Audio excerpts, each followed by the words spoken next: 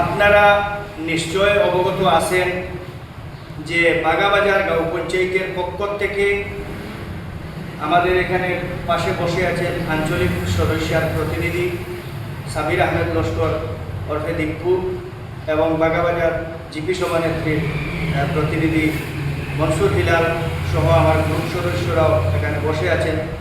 আমরা বেশ কিছু দিন আগে থেকে বাগাবাজারের যানজট সমস্যা সমাধানের জন্য বিভিন্নভাবে উদ্যোগ নিয়েছি।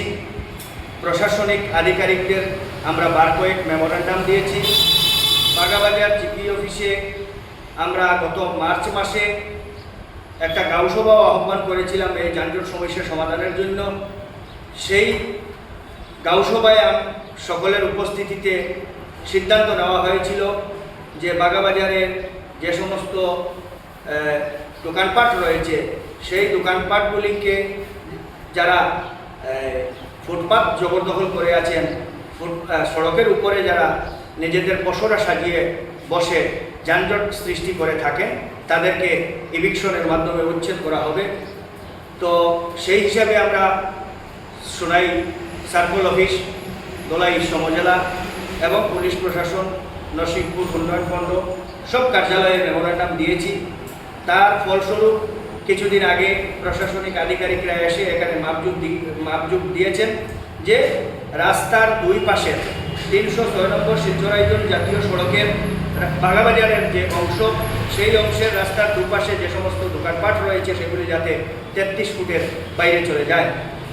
তো অনেক ব্যবসায়িক প্রতিষ্ঠান রয়েছে, আমরা লক্ষ্য করছি যে যারা আমাদের এই মাপজুকের পরে বা এই নির্দেশের পরে সকলেই নিজের উদ্যোগে রাস্তার দুপাশ অনেকটা খালি করে নিয়েছেন। এর জন্য আমরা গাঁও পঞ্চায়েতের তরফ থেকে ওনাদেরকে অসংখ্য ধন্যবাদ জ্ঞাপন করি।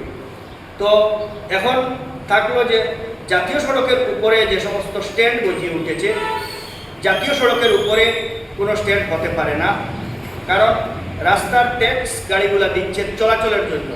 এখানে নিরিবিলি বন্ধ করে স্ট্যান্ড করার জন্য জাতীয় সড়কের উপরে ঘন্টার পর ঘন্টা গাড়ি বন্ধ করে যত্রতত্রভাবে পার্কিং করে মন খুশি মতো চলার জন্য ট্যাক্স দিচ্ছেন না। কিন্তু তো আমরা আজকে সকল অটো চালক এবং অটো মালিক, অটো রিক্সার যে সমস্ত অ্যাসোসিয়েশন রয়েছে বৈধভাবে, তাদেরকে নিয়ে বসেছি। অনেকে এসেছিলেন, প্রত্যেককে ধন্যবাদ। এবং একটা আলোচনা হয়েছে যে আগামী এক সপ্তাহের মধ্যে বিভিন্ন রোডে যে সমস্ত অটো চলাচল করে বাগাবাজার থেকে, যেমন চান্ডিঘাট, হাওইতান, প্রেসনগর এবং বাগেওয়ালা, সিঙ্গুয়া, বাইরেকটি এবং পুলিশোড়া, করকট, ফাইলন, সাইফাই, বিদ্যারতনপুর ইত্যাদি লাইনে যে সমস্ত অটো বাগাবাজার থেকে চলাচল করে, সব লাইনের 2-3 জন করে কমিটির কর্মকর্তার নাম দেবেন। সবাইকে নিয়ে একটা যৌথ কমিটি হবে। সেই কমিটি এক সপ্তাহের মধ্যে আমরা পুনরায় আলোচনায় বসব এবং এই যানজট সমস্যার স্থায়ী সমাধানের জন্য এবং অটো চালকদের আরও কিছু সমস্যা আছে পার্সোনাল, এগুলো নিয়েও আলোচনা করা হয়েছে। সেই সমস্ত সমস্যা সমাধান এবং যানজট সমস্যার সমাধানের জন্য পরবর্তীতে বসে আমরা একটা সিদ্ধান্ত নেব। এও আলোচনা করা হয়েছে যে সবাইকে এক প্ল্যাটফর্মে এনে একটি স্ট্যান্ড তৈরি করার ব্যবস্থা করব আমরা, যাতে অটো চালকদের প্যাসেঞ্জার ওঠানামা করতে যাতে কোনো অসুবিধা না হয় এবং বিভিন্ন রোড থেকে যারা বিভিন্ন রোডে চলাফেরা করেন যাত্রী রয়েছেন, যাত্রীদের কোনো অসুবিধা না হয়, অটো চালকদের যাতে কোনো অসুবিধা না হয়, অটো মালিকদের যাতে রোজগারে কোনো হ্যাম্পার না পড়ে, কোনো প্রতিবন্ধকতা সৃষ্টি না হয়। তো সেই হিসাবে একটা স্ট্যান্ড তৈরি করে এখান থেকেই যদি সুন্দরভাবে সিরিয়াল মেনটেন করে সব অটো চালকরা চলাচল করতে পারেন, তাহলে যানজট সমস্যারও যেমন সমাধান হবে এবং অটো চালকরাও হ্যারাসমেন্টের শিকার আর হবেন না।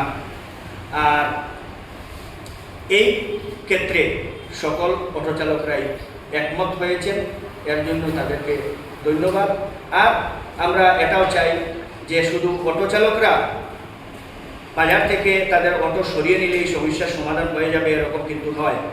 আজকের আলোচনায় এই বিষয়টাও গুরুত্ব সহকারে আমরা বিবেচনা করেছি যে কিছু পার্সোনাল গাড়ি আছে, বাইক আছে, যেগুলো বাজারের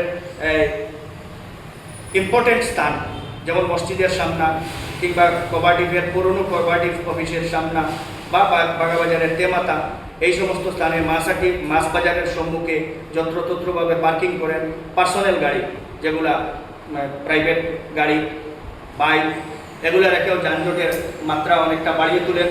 তো এগুলা বাজার থেকে যাতে সরে যায়, সেজন্য আমরা বাজারের নির্দিষ্ট এই গুরুত্বপূর্ণ কিছু অংশকে নো পার্কিং জোন করার জন্য আমরা বিভিন্ন কার্যালয়ে যোগাযোগ করছি। তো তার আগে অটোর সমস্যাটা যদি সমাধান হয়ে যায়, তাহলে পরবর্তীতে নো পার্কিং জোন করব। এতে কিন্তু সকলেই আমাদের সাথে সহযোগিতা করতে হবে, এছাড়া বিকল্প কোনো উপায় নেই।